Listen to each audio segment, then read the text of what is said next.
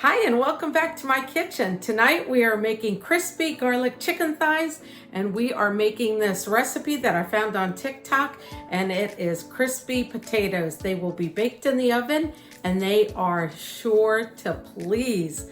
They look delicious, so I can't wait to make them. So come on.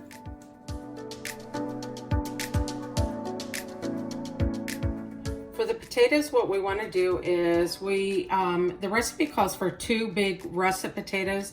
I had golden potatoes and I don't have 2 large ones. I have 1 large one and a couple of little ones. So I'm going to go ahead and use those. I already peeled them. And what we want to do is we want to kind of square this off. And don't worry, these potatoes won't go to waste. We're going to square it off. And then we'll be cutting the potatoes in about 1/2 inch thick, like squares. We'll do that. And I'll continue doing this with the other potatoes, and then I'll be right back. Okay, so this is about the thickness that you want your potato, and see how it's kind of squared off. So what you'll do is you'll take a chopstick or anything that you have in the kitchen that's similar to this. Here, hold on a minute. Let me get one that's a little higher. So it should be about like that.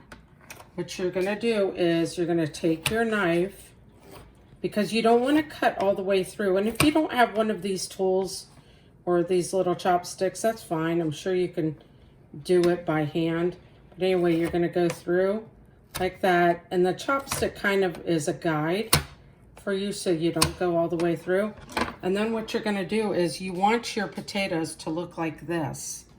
So they have that cross hatch. All right, I'm gonna finish all the other potatoes and I'll be right back. All right, so in this bowl I have 1/3 cup of butter, which is about 5 1/3 tablespoons of butter. I've melted it. And then I've added 2 tablespoons of grated Parmesan cheese. I added 2 teaspoons of garlic, minced garlic, 2 teaspoons of dried parsley because I didn't have fresh parsley. Normally it would be a tablespoon of fresh parsley. And I'll have all of these linked down below. I'll have the recipe for you. And then 1/4 teaspoon of oregano leaves. I'm going to go ahead and mix them up together. And this is what we are going to, hold on a minute, let me get myself a little whisk. This is what we are going to brush. It smells amazing. And you know, with potatoes, this mixture, look at how good that looks, doesn't it? So what we're going to do is brush this on top of the potatoes. We're going to roast them for, hold on a minute, let me get this stuff out of my way. We're going to roast them for 20 minutes. And then we're going to turn them and then roast them for another 20 minutes. And when we turn them over, we are going to sprinkle a little bit more Parmesan cheese. And then at that point, I'll sprinkle a little bit of the shredded Parmesan cheese on it. So let's go ahead and start. Oh my gosh, this smells so good. Look at that. Doesn't that look good already? You're going to want this for dinner. I guarantee it. And then with the garlic crispy chicken thighs, it's going to be delicious. Okay, at this point, we're going to, once we've already put all of that goodness on top of them, we're flipping them over and we're going to add the same stuff, the same mixture to the backs of these. So we're flipping them all over. And let's get that done.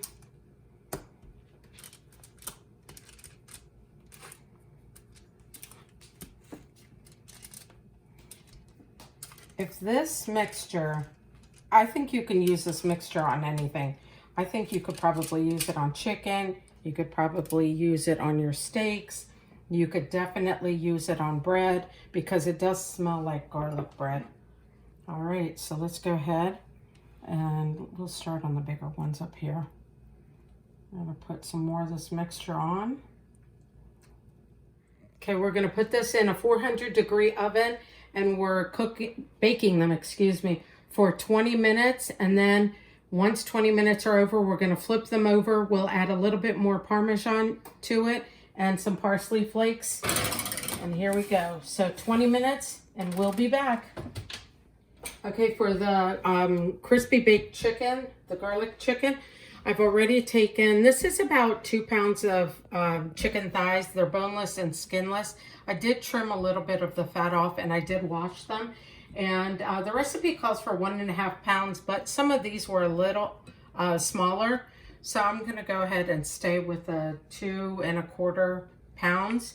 And then in this bag, what I'm adding is the seasoning for the chicken. So I'm putting in 1 teaspoon of onion powder, 1 teaspoon of garlic powder, oops, and then we want 1/2 teaspoon, let me see, get my 1/2 teaspoon, oh, we'll just use this, 1/2 teaspoon of dried thyme, and that's thyme leaves. Oh, okay, so that's about 1/2. And then 1/2 teaspoon of rosemary. All right. And then we're doing a 1/4 teaspoon of black pepper. Oh, that's a little bit more, but that's okay. And then we're doing a pinch of cayenne pepper. So we've got a pinch of cayenne pepper. I'm going to go ahead and mix it all up and then add my chicken in there. It doesn't look like a lot, but we have a sauce that's going on top of this that will add to the flavor of the chicken.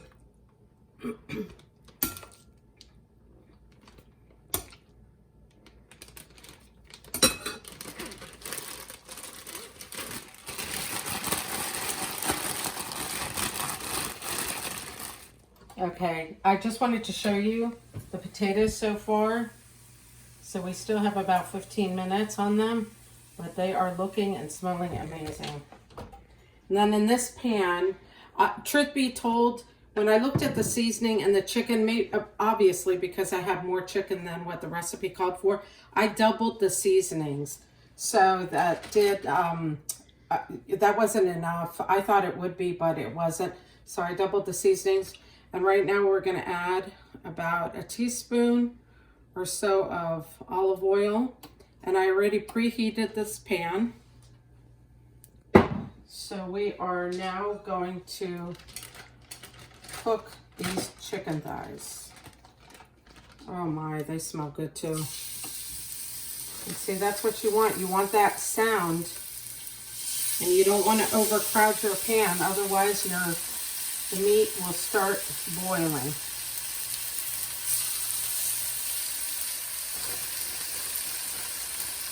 Let me see if I can find a small one. This is good.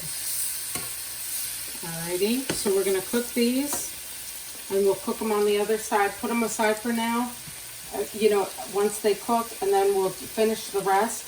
And then afterwards, we'll put them in the pan and we'll add the sauce.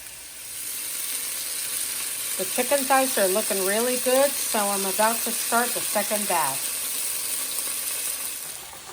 Okay, I've turned over the potatoes.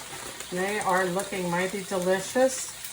I'm going to go ahead and sprinkle some Parmesan cheese on each one of them. Now what I would suggest is, I thought I had parchment paper, but I must have run out of it. I would suggest putting these on parchment paper and not foil. I did spray the foil prior to me putting the potatoes on there. However, some of them, if you can see here and on this one, they did stick. So that's what I would suggest, just to make it a little easier for them to come up. Either way, these are going to be delicious. I can already tell. They smell so good. All right, and then we're gonna sprinkle a little bit, oh, not that side, a little bit more parsley on them. And ideally, fresh parsley would probably be better, but this is what we got, and this is what we're gonna do. And that's what's so great about cooking in the kitchen, is you can make things your own and you can substitute if you need to. All right, these are gonna go back into the oven for another 20 minutes, and the oven stays at 400 degrees.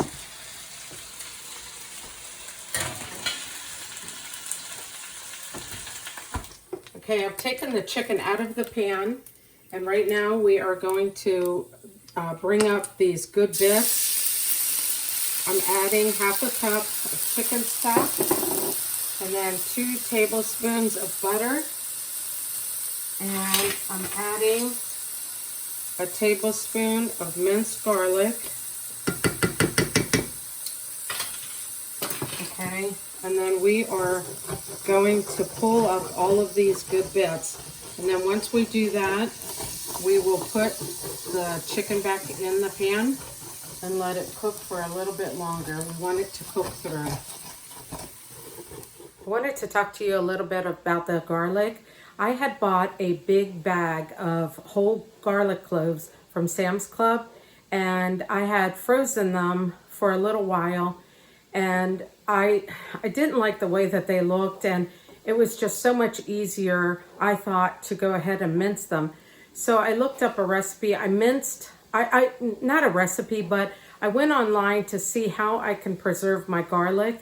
And what I did is I took the entire bag, I minced them in my Cuisinart, then I added some olive oil, and you can freeze this. So you can freeze it for up to 2 months.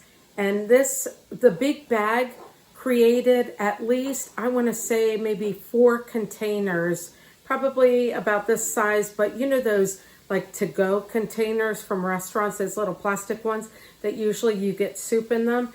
So I was able to get at least 4 of those from from that bag. And so this is how I am now storing my garlic. And I'll tell you, that garlic smell, you know, the real pungent smell, does not smell anymore. This smells so sweet. It smells delicious. So anyway, that's what you do, is you take your whole cloves of garlic, put them in the Cuisinart, and then fill the container up with olive oil and freeze it, and you can keep it for 2 months. All right, so all of the brown bits are or scraped up from the pan. So we are going to put our chicken back in and let it cook through in these beautiful, delicious juices. And once they are cooked through, then dinner will be done. All right. Chicken looks so good already. Look at that. It really does smell so good. It smells delicious. Let's turn that over and let's turn this over. Look at that. Look at how good those look. Listen to that sizzle. And we're going to go ahead and add the juices back in. This was a small piece. Okay, we're going to let this cook through, and then dinner will be done. And the potatoes should be done. Here, let's look at the potatoes. Oh yeah, those potatoes should be done in a couple of minutes. All right guys, here's what's for dinner. It's crispy garlic chicken thighs, and we have crispy baked Parmesan potato rounds. Enjoy.